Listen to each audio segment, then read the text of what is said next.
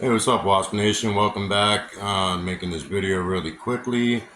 Launching the review channel next month. Of course, it's W.A.S.P centric. Of course, we're going to go through all the W.A.S.P albums one by one.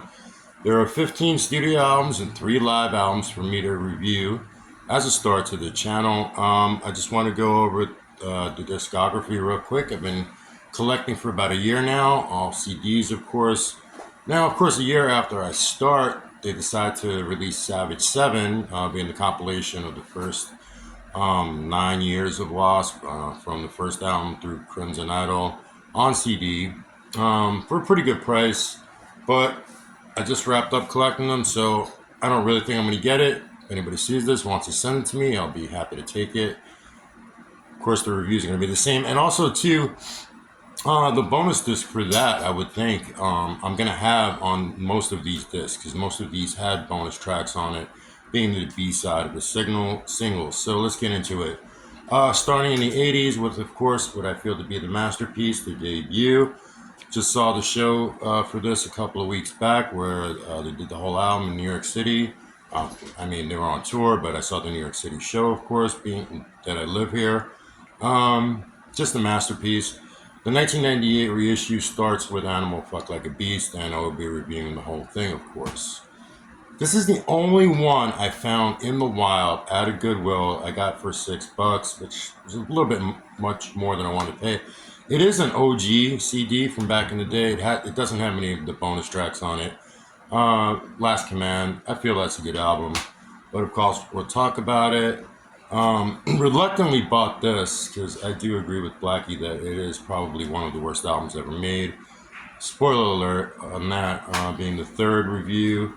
That's going to go, of course, into Live in the Raw from 1987. This has some bonus tracks on it too, of course. Scream Until You Like It. I'll get into that when we do the review that particular week. And ending the 80s, of course, being what volleys between my favorite being either the first or this one. See that, The Headless Children. The album that really got me into W.A.S.P back in the day. Going into the 90s now, of course, we start off with the title track of the channel, The Crimson Idol. This was a grower for me, and we'll get to this when we do the review.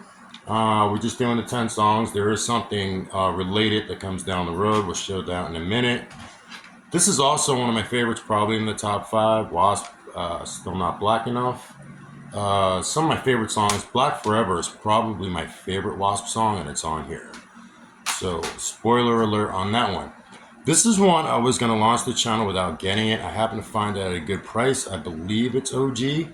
It's pretty unique packaging. This is Kill Fuck Die from 1997. Not really one of my favorite albums, but I got to tell you, I listened to the CD when I got it because I've been streaming it, and some stuff kind of grew on me. We'll get into that, of course, when we do the review.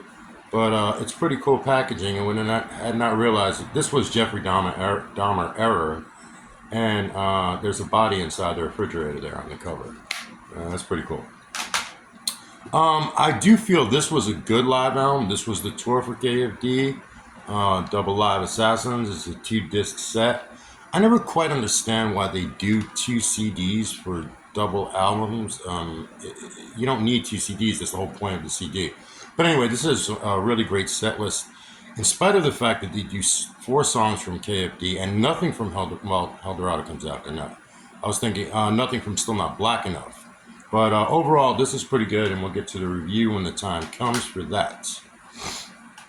1999 brought Eldorado. A lot of people don't like this album. I love it. I really think it's a parody of the original W.A.S.P. I don't think they were trying to be serious and return to form on it. Again, we'll get to the review there. And ending the 1990s was the very pivotal W.A.S.P. The Sting. This was a live album. One of the first, I guess you could say, streaming concerts.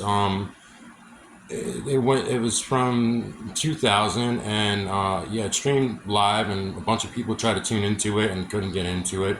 I like the set list on this, though. So anyway, we'll review that when we come to it. Now, The 21st century, I feel, brought W.A.S.P some great albums. This is another one of my favorites, Unholy Terror. I love the songs on this album. I love the opener. Charisma is one of my favorites on here. I think this album kicks ass. Again, we'll get into it. And I'm not going to say that enough, I suppose. This one, Dying for the World, you can call this one, I guess, the 9/11 album. It has the song Sacred Ground, which is really nice on it. It's a little bit of a somber album, and I really think it is a great follow-up to Unholy Terror. This is the last one with Chris for a while, and I really do like this album a lot. What I don't like are the next two albums, but of course we'll get into that with the review. 2004 brings the Neon Gods, the Neon God Parts 1 and 2, The Rise and the Demise. Yeah, a lot of recycling on this. A lot of Crimson Idol stuff, but sound, anyway, trying to repeat itself. Not that it ever struck gold in the first place, but again, we'll get into that when it comes to the review. Next up is Dominator. This is a pretty good record. I do like it. Again, we'll get into it. He ends the 2000s with Babylon. Babylon AD. Oh yeah, Babylon. The title track, Babylon is Burning. Overall, this is a really good album. And I think, yeah, Babylon is the one that has the cover of Burn on it, which a lot of people don't like, but I do. The 2010s have two major studio releases. The final of really all original work being Golgotha. I saw somebody else's review of this album, and I think they summed it up pretty well. This album doesn't really have any peaks or valleys, but overall it's pretty solid. He goes with the Christian rock thing on it. I don't really care. The lyrics are pretty cool. They are what they are. I think this cover is badass, though. And finally, I wasn't going to get this, but I found it for a pretty good deal. It was, I think I got it for $17. It's the deluxe re-idolized, the Crimson Idol redone. He adds tracks to it. He brings Miss You from Golgotha, which is actually pretty good, and I think does fit the album. He does this very long spoken word, and it comes with 2 DVDs, which I just got a DVD player to play Kissology, 3 volumes that I ordered and I got for pretty cheap, so I'll be looking forward to that. Anyway, that's it. Full W.A.S.P discography. No, not counting the 2 major compilations. I'm not going to get those. Although there is a complete compilation of every cover song, but it goes for like $25, and I really didn't want to spend the money for it. But again, if anybody sees this and wants to send it to me, I'll be happy to take it and review it. But like I said, most of these do have the bonus tracks and the B-sides. So again, 1 month from today, being the 16th of December, I will be launching the channel and look forward to seeing you all. I'm posting another video because I completed my Black Sabbath discography and I want to show off all of that. So anyway, see you next time. Thanks for watching.